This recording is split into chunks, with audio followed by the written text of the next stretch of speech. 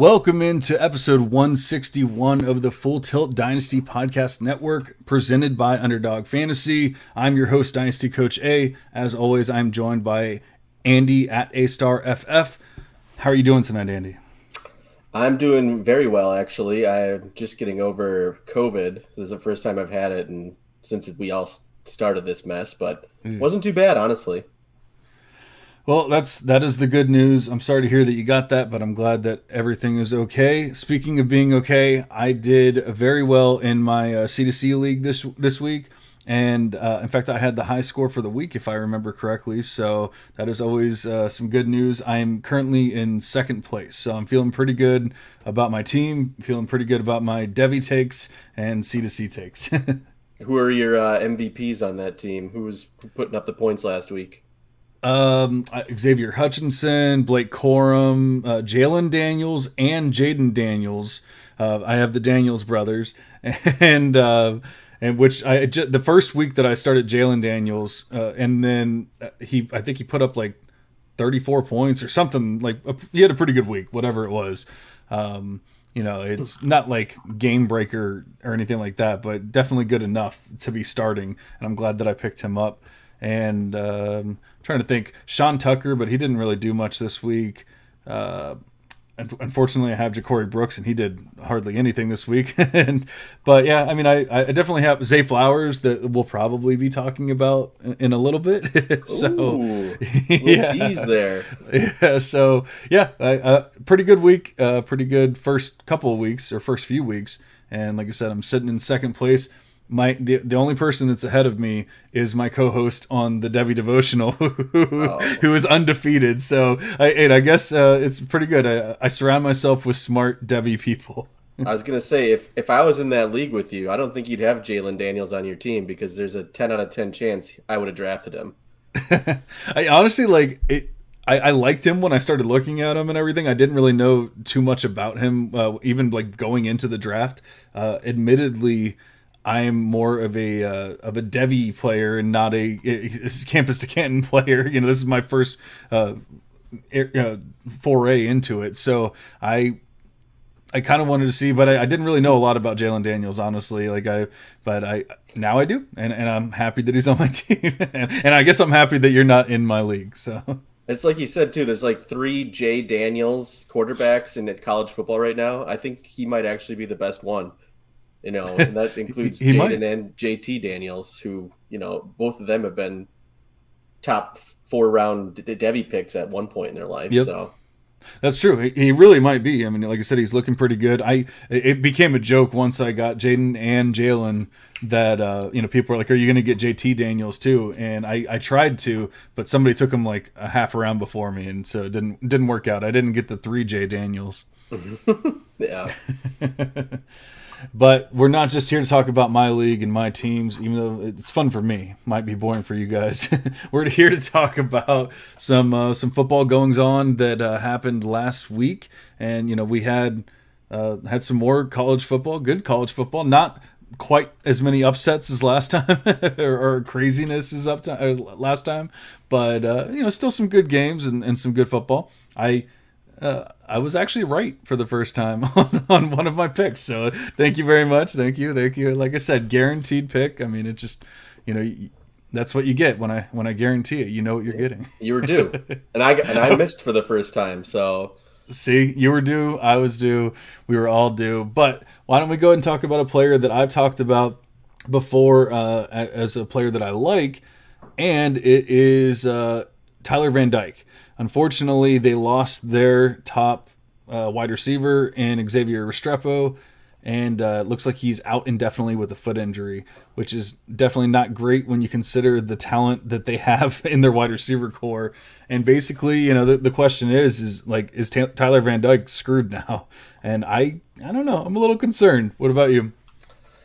Yeah. So yeah, Restrepo goes down. Didn't play at all last week. I think now this week they announced that he's going to be out at least 6 weeks. So, that's basically the rest of the regular season.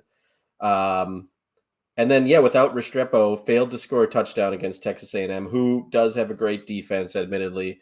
But I think the absence really forced me to put the lens on Tyler Van Dyke for the first time. We know he balled out against Bethune-Cookman in week 1. But he's kind of been on the struggle bus since then. So in the last 2 games, he played Texas A&M, and then before that, Southern Miss. His completion percentage is now at 58% in those games. And he's only thrown 1 TD on 69 attempts. He also threw a pick. His yards per attempt is under 7 in those games. I had my doubts, I'll say, on him getting first round love in the mock drafts this summer. I'm starting to feel a little vindicated about those doubts.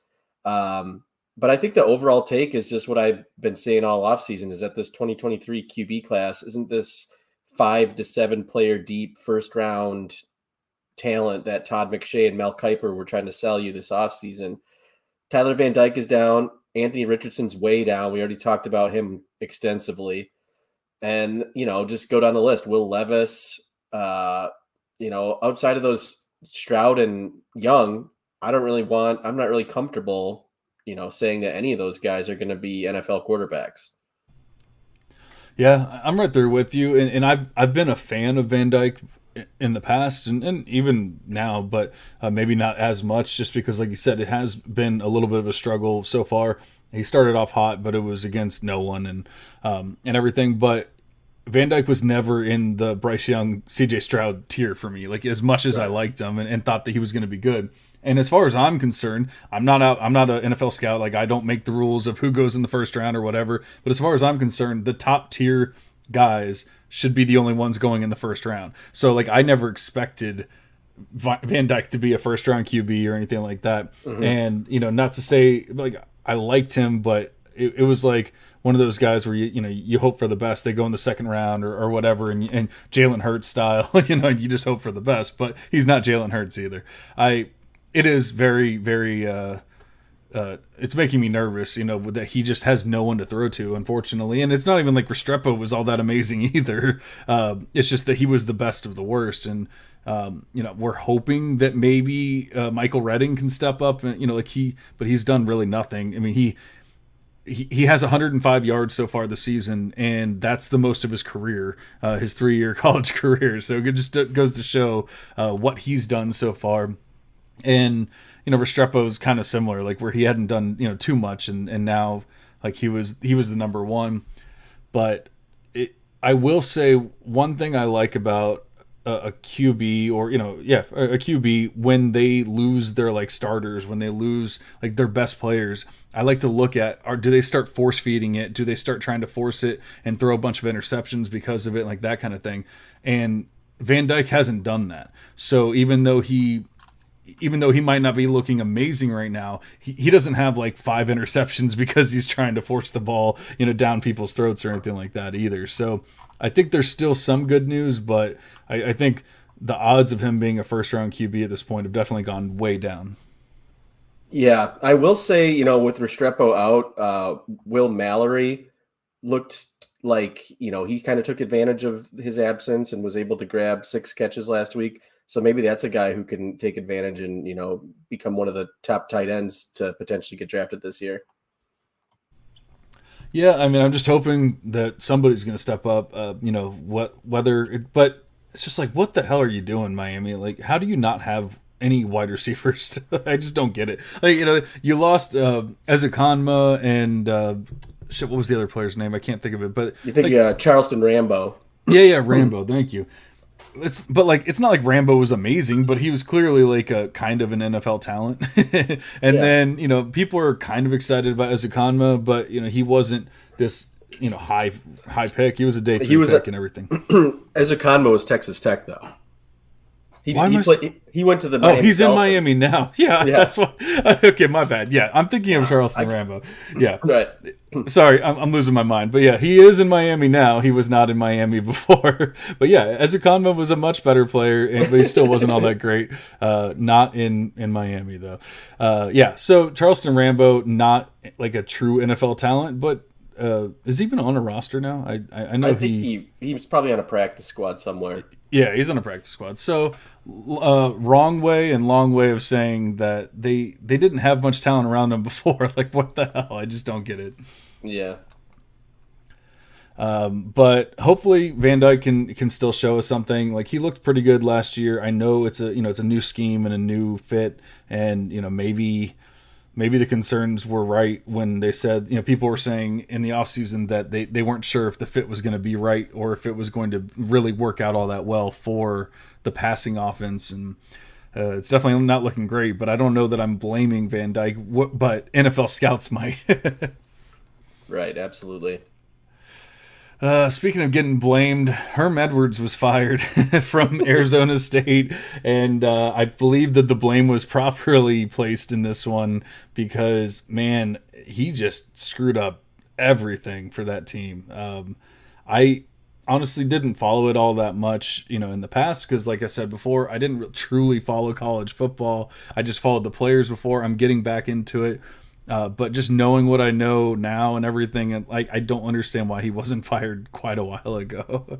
Yeah, I mean, with all the controversies and with like the staff and everything last year, it was hard to see like why anyone was retained after that. And then they obviously had the mass exodus of a lot of their players transferring out, off the field, losing to Eastern Michigan, which is like the first time a MAC team ever beat anyone in the Pac-12. As far as like this is concerned, Devy wise, obviously Arizona State recently put Rashad White into the NFL, so they are a program that can produce NFL talent. I think Invalide could end up being a sexy pick next year, despite being 6 years removed from high school. He's not going to be like a first or second round dynasty rookie pick or anything, but I think he's going to find his way onto an NFL team. And then Elijah Badger, the wide receivers, looked all right. But like you said, the team is just down bad this year. It doesn't really move the needle much for me. I'm just hoping that they can make a good hire in the offseason. Yeah, I wonder, or I worry about like what all is going to happen because I know there's people are talking about there's going to be sanctions for the team and everything, and what's that going to mean for recruiting? Like, how long is it going to take for this to really turn around? Now, I guess we've seen recently like Penn State be able to turn it around pretty quickly and things like that, even though I think that was a little worse. But as far as like the sanctions and what all happened there, but I'm just I'm worried that everyone left. Like Jaden Daniels, like so many players left, whether it was going to the NFL or just leaving because they wanted nothing to do with that team. And now, who are you going to bring in that's just going to make somebody like excited? It's going to be really tough. No one's like jumping over bridges to go get that job or anything like that. And I think you're going to have to hope for the best with some young guy that's just trying to prove himself at this point. Yeah, especially considering like the state of the Pac-12 right now, which is it even going to be the Pac-12 in 2 years? We don't really even know. Right. So Arizona State's not a place or a team I'd want to be associated with right now. No, and that's probably about as much as we need to talk about them. So why don't we go ahead and dive into the next one, where we have the Washington Huskies jumped into the top 25. And, so that kind of begs the question, is there anyone on the team that's worth a damn in Devy? I have a couple guys that I'm interested in, but I'm curious to see who you think or what you think. I also have exactly a couple guys that I'm interested in. So it starts out, I was looking at some mock drafts this week because what else to do with you when you've got way too much time in your hands, but which I don't. But anyway, CBS Sports put out a mock draft, and super senior Michael Penix was going late in the first round, and I gotta tell you, I don't really hate it. Right now, his QBR sits at 88.6 this season. He's got 10 touchdowns to 1 interception. He's already over 1,000 yards passing. He's got all the metrics for NFL success hit right now for this season.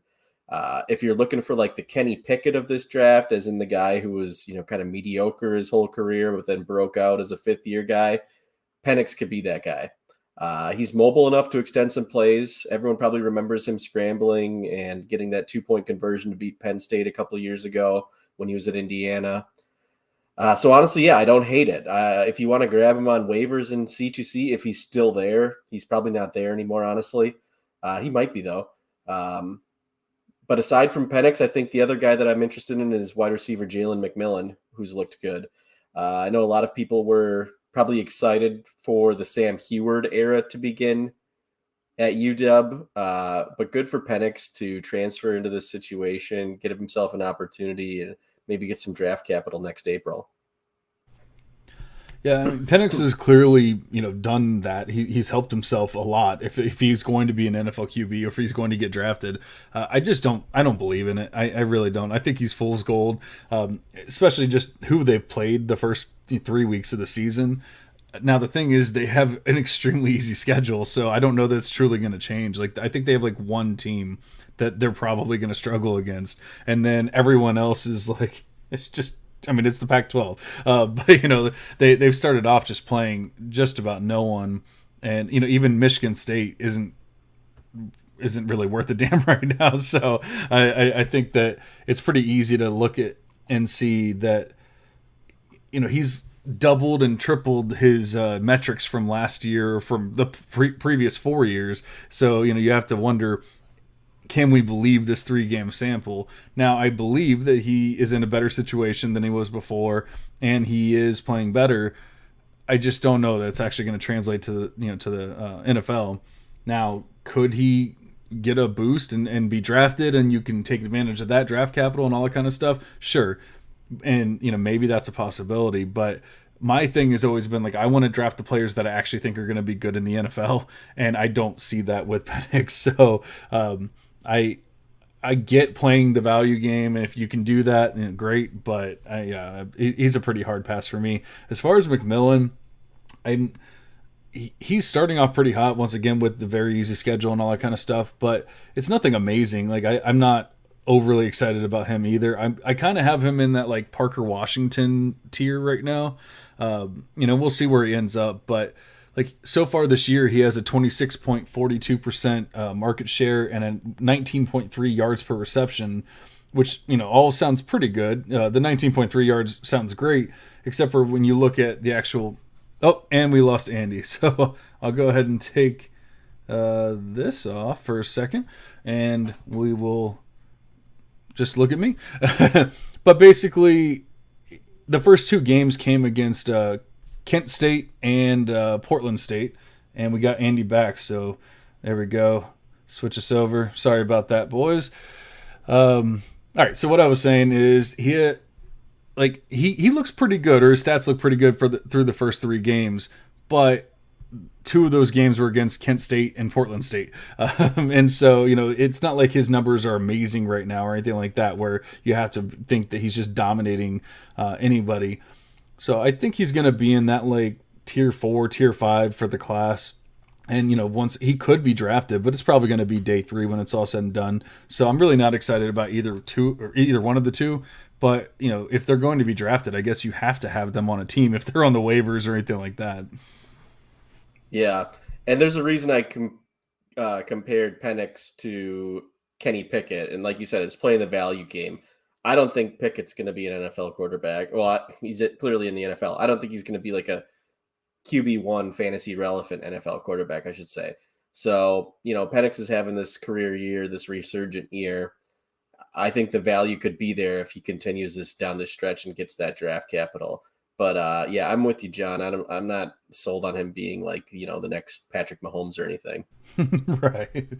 I agree. And on a completely different note, but coming from that Michigan State game, the Jalen Berger that we saw in that game is the Jalen Berger that I expected to see this season. So I'm not trying to like victory lap off of one game, but I think not to say we were concerned, but we were a little like taken aback that maybe we were wrong about Jalen Berger, and yet things kind of halted pretty quickly there in that week 3. So we'll see what happens, but maybe we weren't quite as wrong as we were led to believe there. But the schedule doesn't get any easier for them in the Big Ten either. That's for sure. No, exactly. And I think, I'm never trying to root against a player or anything like that, but I just don't think he's that talent. He's not Rashad White. He's not, he's not those kind of players, but we will actually, let's take a little break. And then when we come back, we'll actually talk about some hits and misses that we've had so far in the off season or the early parts of the season. And, we'll get into that here in just a second. Jalen Hurts was he was fantastic. His overall grade was 76.8, but he was even better as a passer. It was 80.8 according to PFF. That's ridiculous. Now the Lions, they're suspect whenever it comes to the secondary, so that's one thing to think about, but he still looks really good. And Miles Sanders, he got a touchdown. Yeah, 2. Thank goodness. You're right. He had 2 touchdowns. Yep.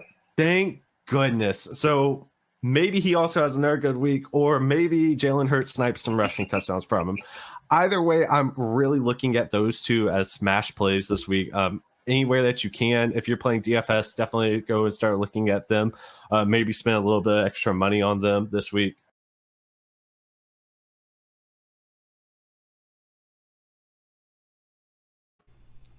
The Eagles have started off hot, and the Fantasy Walkabout has started off hot as well. Make sure you check them out. They will be back on Friday night.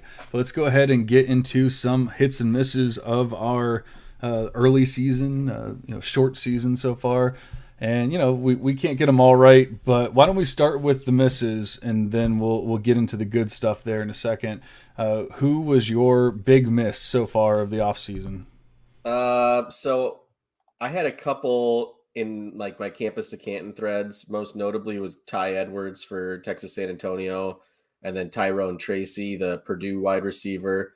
I knew it was going to be an Iowa transfer wide receiver that was going to break out there, but I just picked the wrong one. Huge year. We might be losing Andy again.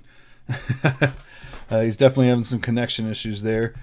We'll see if he's coming back. It doesn't seem like it. Well, so, there you are. We lost you for a second. Man, I don't know what is going on right now. I apologize, but no problem. You got cut off there. I heard Iowa receiver, and then we lost you after that. Oh, okay. Yeah. My other, I'll just jump right into my miss then. But I was going to talk about the Oregon wide receivers. So I had really high hopes for them this year, even going so far as to say that they were the best group in the Pac-12. As of right now, Troy Franklin has looked decent. Seven McGee, who I really thought was going to excel as the slot guy, has only caught 4 passes on 5 targets. Likewise, Dante Thornton only has 6 catches. I'm going to go ahead and blame Bo Nix and therefore blame the coaching as well. This offense is just really boring. It's so far removed from when the Duck was doing 70 push-ups every week in the Chip Kelly era. I'm just sick of Bo Nix. I can't wait for them to either, put Ty Thompson in to get a shot this year, or we'll just have to wait till Dante Moore takes over next year. But it's just a boring offense. I feel bad for these wide receivers because I do think they're talented. There's just nothing in this offense for them. Yeah, that's a good one. I'm not saying that I was like extremely excited about Deontay Thornton, but I was hoping that maybe he could possibly break out and do something. I like Troy Franklin as well. It's just the offense. They've only thrown for 672 yards so far this season. So, or at least Bo Nix has. Not the greatest, especially when you're considering that they're playing in the Pac-12. So you're definitely hoping for closer to 1,000 yards passing through 3 games when you're in the Pac-12. But yeah, it's okay. It's okay to be wrong every once in a while, as long as it's not too often. Speaking of which, I already talked about last week how I was wrong on Rocket Sanders, and I stand by that. Dude looks great.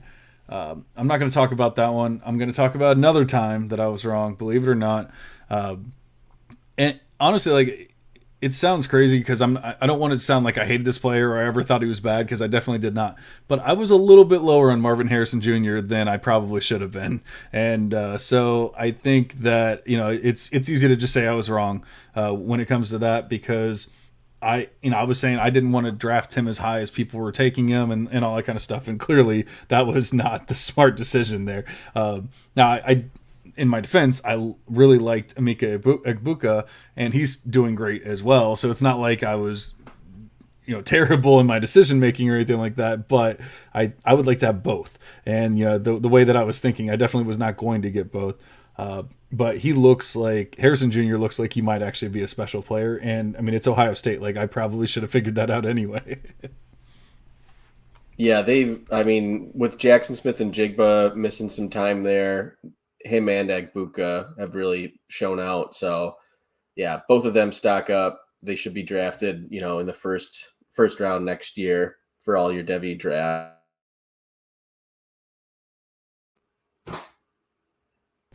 Yeah, you cut out for a second, but you're Am I back, so back? it's all good. Yeah, you're back. They should be first round picks, and both of them are going to be special. But I was wrong on Marvin Harrison Jr., and I'm okay admitting it now. At least it only took a few games for me to admit it, and it's not like I'm sitting here 2 seasons in going, "No, this dude still sucks."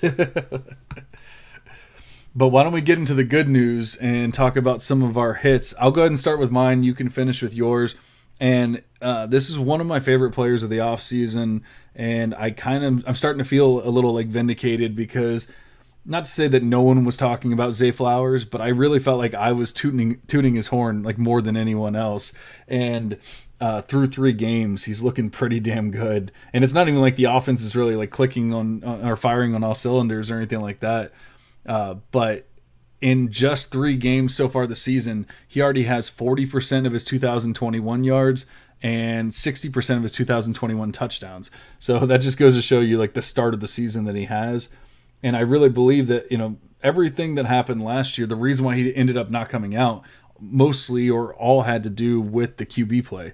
When Jerkovich went out with the injury, I don't even remember who the backup was. He doesn't deserve to be remembered, but like he just wasn't good enough to do anything. And I mean, that offense was terrible. Yet we saw Zay Flowers doing special things, having almost a 40% market share in that offense. And so, that's things that I look at even when like a team like Georgia, when it's not a high flying offense, you can still figure out who's the best player in this offense, like a Brock Bowers, that kind of thing. So I really liked what I saw last year with Zay, and nothing has changed my mind. If anything, he started off even hotter this year. I really do believe that he can end up being a first or second round pick in the NFL draft when it's all said and done.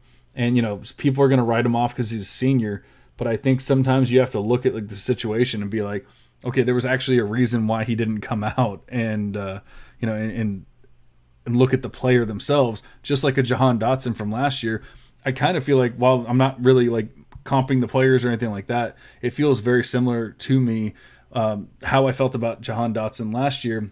And not to say that no one liked him or anything like that, but I just felt like I was the highest on him. And then he ends up going in the mid first round. He ends up being a mid first round pick in the NFL draft, and he's already doing pretty nice things in the NFL as we speak. So I'm not saying Zay's going to start off that hot or do anything like that or be a top 15 pick, but I could definitely see him being a second round pick at the very least.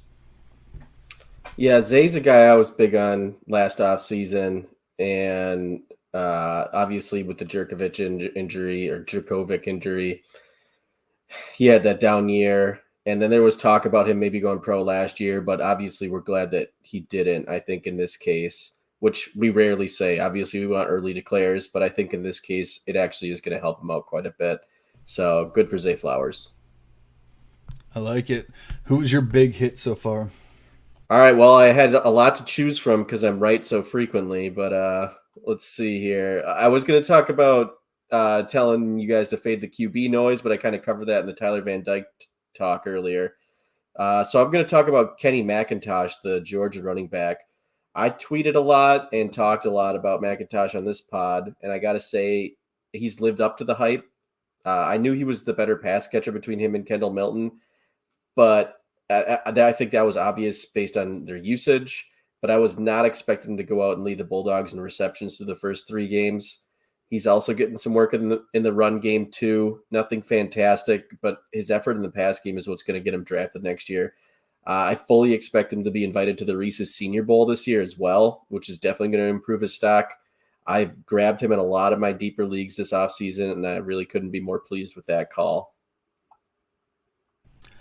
I like it. I mean, we see, the pass catching back in James Cook got drafted pretty early. Now he hasn't done anything in the NFL. In fact, if anything, he has like negative points. But, once again, playing the value game, if he gets drafted, then we saw what James Cook's value did once he was drafted, fairly early.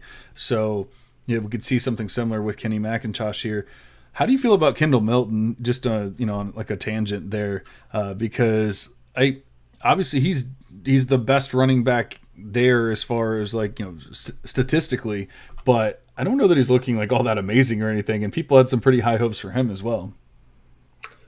Yeah, I kind of put him in the same view as I had Zamir White last year. I think he's probably going to get to the NFL. But he's really not, blowing anybody away, which is upsetting because, he's been a guy that a lot of the Devy folks have been in on for a while. But the fact that he's, even DeJuan Edwards was getting carries last week. So he's not even really, getting, it's not even like a 50-50 split between him and Mcintosh. There's a lot of, mouths to feed. He's still good. Georgia running backs are going to get drafted. So, but yeah, definitely disappointing.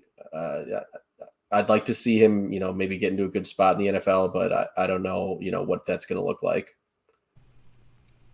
Yeah, and I mean, we've seen these Georgia running backs kind of disappoint recently more than it's early, but it wasn't the best class for them. Let's just put it that way. So interested to see if he doesn't really like start standing out.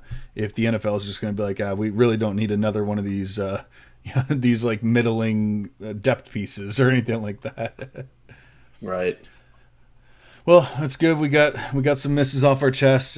Feeling pretty good with the hits there. But why don't we take another quick break, and then we will come back and we will talk about a certain player that could have some high draft capital but is looking a little iffy right now. We'll be right back. I want to see the whole wide receiver core is what I'm paying attention to. You're playing Gibson. Yeah.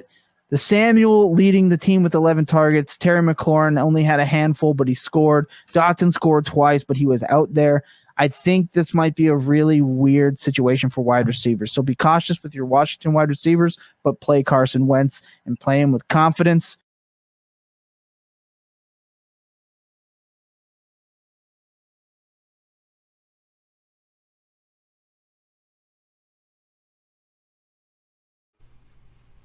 That one took longer than I expected. But never start Carson Wentz with confidence. I don't know. You said to do it. It's safe. He did. I mean, don't get me wrong. Like he's done pretty well so far, like fantasy football wise. But man, I don't know if I could ever say that I actually started him with confidence. But where you can have some confidence? That's Underdog Fantasy. The NFL season is underway, and you can still draft a new fantasy team each week on Underdog Fantasy to win cash prizes. Through their slick mobile app and user-friendly site, you can join a league and draft a team in just minutes. Plus, the folks at Underdog are going to help you get started with a deposit match of up to $100 in bonus cash when you sign up and make your first deposit with the promo code FULLTILT. So just visit UnderdogFantasy.com, the App Store, or the Google Play Store. Sign up with the code FULLTILT, and Underdog will double your first deposit up to $100. That's Underdog Fantasy, promo code FULLTILT. Make sure you check out the Pick'em section and go ahead and pick 'em. But why don't we go ahead and pick Andy's brain about Kayshon Boutte. What the hell's going on, man? Is this Jaden Daniels problem? Is this the Kayshon Boutte problem? Is this he just doesn't give a shit anymore problem? Like, I don't know what's going on, man. Yeah, I don't know either. So just to, put a frame of reference here, he's sitting at 10 receptions on 19 targets so far through 3 games, no touchdowns. His yards per team pass attempt is under 1. His yards per route run is under 1. And like I said, I don't know if it's due to the injury. I don't know if he's disgruntled with the coaching change. I have to believe if it's some sort of like, I just don't give a shit. Like, why are you even still trotting out there, man? Just say you're done, opt out. Like, you can opt out. That's a thing now. And just, start training for the NFL draft. I do believe that if he was healthy this offseason, he would have transferred. I think, the fact that he was getting surgeries kind of makes it difficult to go out and get a school to offer you a scholarship. So yeah, definitely a weird situation. I think if he has a sell window, it is still open, but the price you were getting 2 months ago is off the table. He's looking like a late first round rookie pick next year at this point, given some of the running back performances that we've seen so far. I've personally cut all Boutte shares. I've already said that on this pod before. I did that like 8 months ago. I think his price can go down more. So he's still a sell for me, but I will be attempting to scoop up a few shares once we do find the bottom, wherever that is, because we can't forget what he had going last year before the injury and his electric freshman season as well. He might have kind of like a George Pickens like redemption arc. I know that really isn't paid out in the NFL for George Pickens, but he did have that value. We're talking the value game a lot this episode. But yeah, I think it's a big concern because he's obviously a lot of people's Devy wide receiver 1, and if you didn't have him at 1, he was probably at 2. So I mean, he's not there anymore for a lot of people. Like, you're not trading Jackson Smith and Jake. Well, not Jack. You're not going to trade Marvin Harrison Jr. for Kayshon Boutte straight up anymore. I don't think anyone's going to do that. Nope. So no, I'd say there's at least 10 players that I wouldn't, 10 wide receivers that I would not trade for Kayshon Boutte right now. Right. I mean, there's probably 3 to, I can think of 3 right now just in the 2023 class that I have over him at this point. I'm trying to, 3 off the top of my head, probably more than that, honestly. Once we get down to it and have everybody's seasons finished up here. But it's just a bad year. I mean, you can't go out there and put those numbers up and expect NFL teams to not, put a ding on your record. Yeah, I was always a little uneasy with his profile just because it was so incomplete. And, I know George Pickens was a great example because it's very, very early on in his career. I'm not trying to say he's a bust or anything like that. I think he is a decent player. I think it's going to take time, which we're starting to see. Even though the hype was insane, now we see the actual football games are going on and he's doing nothing. And with Kayshon Boutte, speaking of busts and all that kind of stuff, I think he got so much hype because of year 1 when Terrace Marshall Jr. Got hurt, and then he basically did exactly what Terrace Marshall Jr. did in his freshman season. So like, obviously that's a bit different, but we now know that Terrace Marshall Jr. was terrible. He's not a good football player. So it's not all that exciting when you look at the context there in his freshman season, beyond the fact that he was so young and all that kind of stuff. And then we get into the second year and he gets hurt so early on. I've learned from doing all this stuff that, small samples do not work out very well in football because, just for whatever reason, it could have just been that they played a certain couple of games where he just blew up and everything. Now, this is not me saying that I think that Kayshon Boutte is a terrible player or anything like that. I'm just saying it was such an incomplete profile that I really felt like he needed this year, whereas a lot of other people were saying that he didn't. He could just opt out and be Jamar Chase. Jamar Chase had like a 1,800-yard season under his belt. Kayshon Boutte's never had that. I don't see the parallels there beyond the fact that it's LSU and people thought that he was the number 1 wide receiver at some point. I'd really like to see it. Maybe it is injury related. I don't want to say I'm hoping it, but like I don't know. For his sake, maybe I am. Like, maybe it's just a slow start, that kind of thing. But I think that if he wants to be, at this point, we have seen him not do all that well. And so if he wants to be drafted in the first round, he's going to have to step up if it's not injury related, or if it's not, whatever. But if it's just in his head, then that's even worse. Then, okay, well, you're not going to be drafted in the first round of the NFL draft because you're literally getting beat out by Malik Neighbors right now. Right. And don't get me wrong, I'm not mad about that. I have Neighbors on my C2C team, but at the same time, I had higher hopes for Boutte, and like I said, I have higher hopes for Jaden Daniels as well. And you want all the receiving, or the best receivers to be doing the best things in order for the QB to actually do anything. Yeah, I mean, some part of me I said it in the offseason, I think he probably should have just opted out this season to begin with. I didn't think he stood anything to gain. Obviously, he had that injury, and I think it was probably worth it to try and come back and just show that the injury wasn't an issue anymore. I don't know if he's done that yet. Just I can't analyze movement and stuff like that. I'm not much of a film watcher. I'm not, in on NFL or football injuries and recoveries on Right. that or anything. So I can't just watch and be like, okay, well, that's not an issue anymore. But if he has done that, then I feel like there's nothing left to gain from this season because he's already put it on tape, like what he can do last year. But you do bring up a good point. Like he played the first half of the season, which included a lot of non-conference games. And then, he obviously got hurt through the thick of the SEC schedule. So, yeah, he looked great in the first half of the season, but would he have kept that going, once you start playing, that real, murderer's row of the SEC schedule? I don't know. I guess we'll probably never know, just given the way this offense is running now and what he's done. It's pretty upsetting. Like I said, I think the bottom we haven't even found it yet. So I would still sell if you can at this point. I think you're going to get less, obviously, than what you could have a couple months ago. But I think it's going to go down even further, and then we buy later. Yeah, and just to bring it all full circle, Zay Flowers is on a higher pace than he was in those 6 games. As far as yardage and touchdowns. So basically what I'm saying, Zay Flowers is here, Keishawn Butte is here. No. All right, mark it down. Zay Flowers over Keishawn Butte, John Arrington. You heard it here first. Yeah.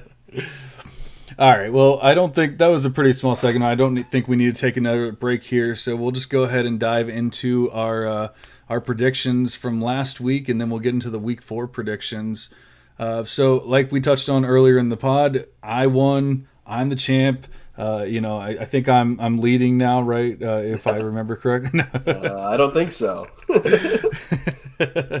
No, you but I won I won handedly. I believe that the line was plus 2.5 for LSU, and I believe that they won by 15 points or something like that. Yeah, you were on top of that for sure. It just never really made sense to me. I didn't see Mississippi State winning that game. Like I said, it didn't make any sense, especially even if you didn't want to go the money line, just the actual line itself. Didn't make sense. Side note: Mississippi State, what is going on with them? Like their air raid offense is not raiding the air at all. So. Yeah, it's that is not looking too good. My buddy Omega is a big Mississippi State fan. He lives over there, and he was not too happy. But he was trolling me in the beginning because I think they were up by like a touchdown or something like that pretty early on. Oh yeah, and he jumped in the comments and in the chat and was like, "Oh, look at that, LSU losing, Mississippi State going all the way." And then I don't think that they scored another touchdown after that or something. It was something to that effect. But damn. Yeah, they ended up losing pretty bad. So I was happy that he talked his shit when he did because it worked out well for me and how I was feeling that night. Yeah, and I definitely jinxed myself last week, like I said I was going to. Colorado State versus Washington State, I said they'd go over. Washington State scores 21 in the first quarter, so they're on pace to score 84 points. Both teams only managed to score 24 points the rest of the game, so I'm going to call it a bad beat. I think I should have been right, but I was not. Yeah, that's the only thing. And I think I remember mentioning something about not loving the over. And I'm not saying that I felt a certain way about it or whatever, but when one team is just so utterly bad on offense and can't put up points, you have to rely so much on the other team to put up all the points. And yeah. I don't like going with the over in that situation. I'm sure it works out sometimes, but I want both teams to be able to do it. For sure. All right, so why don't we go ahead and dive into our Week 4 picks then. As the champion of all time, I will go ahead and get started here. Thank you. And I was looking through a bunch of games and everything, and I was looking through some lines, and I'm like, you know what? Screw it. I'm just going to be a homer. I'm going to go Florida, Tennessee, and I think Florida's defense has been very good. Now, their offense has not been amazing, although, Richardson's looked okay at times for college football purposes.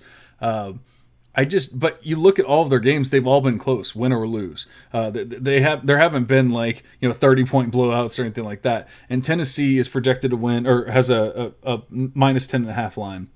And so, yeah, give me that line. I'm not saying that Florida's going to win. I don't think they will. I guess there's always the chance that they could, but I just don't see Tennessee winning by 10.5. It just, you have to have more than a touchdown and a field goal, and I'm willing to make that bet there. Interesting. It is in Tennessee. Tennessee's looked good. Obviously, they had a rough. No, I wouldn't say it. I mean, they won. They beat Pitt. It was in overtime. But I mean, then they housed their two opponents from the MAC, so it'll definitely be a good game. You're right. Florida, they obviously lost to Kentucky on the road as well, but that wasn't by 10 points. So I see where you're saying, like, they could probably keep it close. Anthony Richardson's got to throw a touchdown pass at some point, right? Right. That's the thing. I do think they'll lose. I'm not saying they're going to win. I just don't think it's going to be by that much. Their defense is just too damn good to keep them in games, and there is always the chance that even if he doesn't throw for a touchdown, we've seen Montrell Johnson and Trevor Etienne both look pretty damn good in the run game, and then Richardson himself could obviously break away a big play or two. So, I don't think it's that insane to think that Florida can somewhat keep up with them enough to where it's not that insane. But I don't know. That line bothers me. Maybe it's just because maybe it's homerism, but the line bothers me. Yeah, I was going to say, you're lucky Lucas isn't here tonight because he'd have a thing or two to say about you picking against his Vols. Why do you think I'm doing it while he's not here? All right. Now it all makes sense. But I'll go ahead and drop mine here too. I'm going to go ahead and take UNC at home against the Fighting Irish. Notre Dame finally did get its first win last week for Coach Freeman. They beat Cal on the road by 7. So they didn't get the cover in that game, but they did get the win. Buckner looked bad again. The run game wasn't exactly inspiring. Josh Downs has been back at practice for UNC, so it seems like he'll be good to go. UNC had the week off last week, and they're at home. Mac Brown's 13-5 at home. Not a phenomenal record, but still a pretty good record since becoming head coach in 2019. The game's basically a pick 'em. Give me Drake May and the Tar Heels relatively easily. Notre Dame's looked so bad this year. They only have to win by 1.5. So, yeah, I'll take UNC with 1 week off and at home. Yeah, I like that call. We've obviously talked about Drake May and how much we like him, and that's been without Downs for the most part. So, I'd love to see. I really hope that Josh Downs is back and that we can see him thrive. And there's just so much going on with the Notre Dame team, with whether Buckner's healthy, and even then he didn't look all that amazing. I don't know if he's supposed to play or not. I haven't looked into that yet, but I know that he was not looking too great before that. And then what's his name? Chris Pine or whatever the hell. Drew Pine. Chris Pine. Chris Pine. The actor? Yeah. Honestly, he might actually be better because Drew Pine is terrible. But yeah. Although my boy Audric Estime did blow up last week, so we're hoping for big things out of him. But that doesn't mean that I think that they're going to win the game. Yeah, that's a good point. I said Buckner looks bad. I meant Drew Pine looked bad because Buckner was out last week. But yeah, either way, the Notre Dame down bad. You feel bad for Coach Freeman because I think he's a good coach, but it's just not working out this year. Yeah, like I said, I don't know if he's supposed to be back or not, but either way, I'm interested in watching that game. But now we need to be talking about some of the players that we want to be watching because we got to see what's going on with some of these players. I'll go ahead and get into mine first because it's kind of boring. I've already talked about him, but it's Zay Flowers. I want to see. And I know, like I said, it sounds like cheating or whatever, but they haven't played like great teams yet. And Florida State is not a great team by any means, but they are 3-0, and they have surprised some teams and looked much better than they have in the past. So I want to see Zay Flowers against Florida State this week. And I want to see it because, like I said, I really do have high hopes for Flowers at this point. And I just want to see him run and receive all over Florida State and just continue it on. And at that point, not to say that I'm ever going to feel bad about Zay Flowers, but if he doesn't do it, I might not be as excited next week when I come back.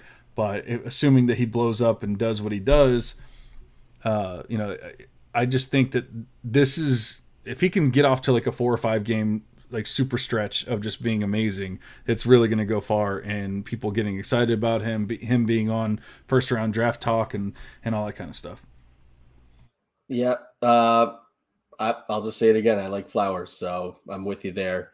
I'll jump into mine right now too. I was going to talk Braylon Allen, but then I going with a homer pick as well. But then I started looking at the game and it's Ohio State, and I felt like Travion Henderson was more of an interesting storyline. But yeah, I mean, Henderson, of course, depending on who you ask, I think you get Henderson listed as either the Devy RB1 or RB2. I have met 2, although my boy Nicholas Singleton is really trying to get me to bump him down to 3. But for Henderson, I think that we haven't really seen the explosive plays yet this year.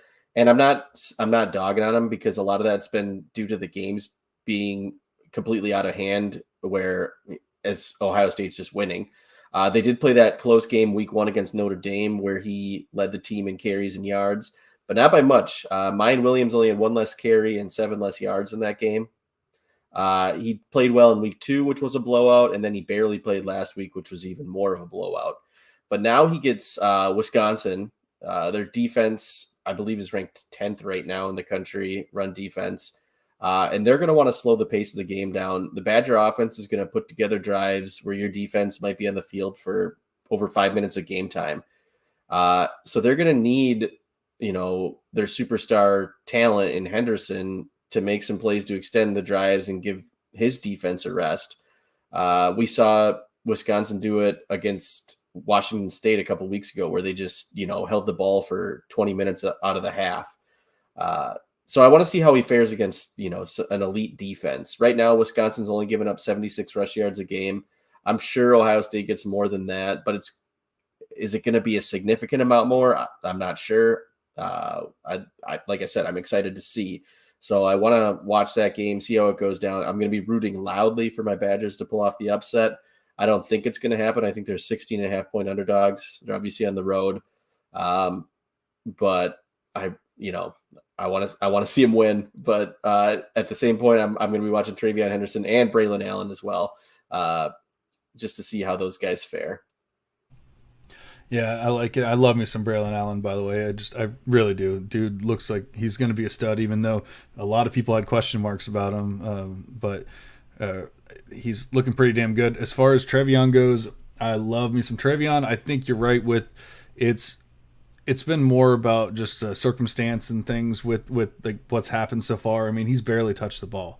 And he's looked pretty good. I mean, he had 4 carries last week. And they won 72-18 or 12 right, or whatever the hell it was. I mean, there was no reason for him to the ball, right? Yeah, exactly. And you don't want him to get hurt. I guess, certain teams might be like, let's just, run it down their throats and get you 300 yards and, pad your stats and do all that. But, I think when you're at the level of Ohio State, like they have to think, let's keep them fresh for the NFL. Like, let's not, run a risk of getting them hurt on a stupid game, that we don't need him to, and like that kind of thing. It's just, different things for different teams. But, Arkansas State, he only had 10 touches, but 8.7 yards, carry, 2 touchdowns. I will say, like you mentioned before, the big time run rate is lower this year. But, when you're only talking about 29 total rushes, like, the odds are definitely lower that you're going to have those big time runs. And so if he gets a game where he has 20 touches or 18 touches or whatever, then hopefully we can see a little bit more of that explosive game, because that was one of the things that I fell in love with last year. He obviously had the whole thing, like the whole shebang. He was receiving, he was rushing, he scored a lot of points as far as, like I always look at PPR points per touch, that kind of thing. But that big time run rate, that always gets me. And he had it last year. I want to say it was at 15%. And this year he's closer to like 5 or 6 or something like that. Right. Interesting. And you're absolutely right. Like the sample size is just not there yet. And shout out to Ohio State for, recognizing that, because I don't think anyone's like worried about him. I don't want to put that sort of fear or make anyone think that I'm worried about him, because I'm not. But it will be good to see him play against potentially a close game for once, even though they are 16-point favorites. But also playing against a really kind of an elite college defense, which will be nice to watch as well. And like you said, they're going to need him. This isn't going to be the game where they screw around. So like they're going to need him. It's going to be a good defense. So I like that. I'll be definitely watching if I can. I think I might have to work this Saturday, unfortunately. But it's the late game. It's 7:30 on Friday. Oh, okay. Oh, that works out pretty well then. Maybe I can watch it during happy hour. There you go. Actually, that works out pretty damn well. So I'll definitely put that up here on the third screen, and I'll be watching that while I'm drinking with the boys. But nice. We're right around the hour mark here. I think we've done a pretty good job of covering everything. Let's watch some college football this week, and then we'll be back in your ears to talk some more players, and I'll probably talk about Zay Flowers again because that's my baby now. But while you're waiting before our next pod, go ahead and make sure you check out our Discord, which you can find on the True North Fantasy website. I believe it's in the top right of their website. Click on the logo there. Check out our Discord. It's always popping. Tommy T does a great job of making sure that there's always content and discussions and great things like that. And they've even done, I don't know if they're still doing it, but they've even done some like games and things in their giveaways and whatnot. So check that out. Make sure you check out the Fantasy Walkabout on Friday and all of the other Full Tilt Dynasty Podcast Network pods. And always make sure you come back to the Full Tilt Devy pod and check us out again next week. But for now, we're cashing out. See you guys.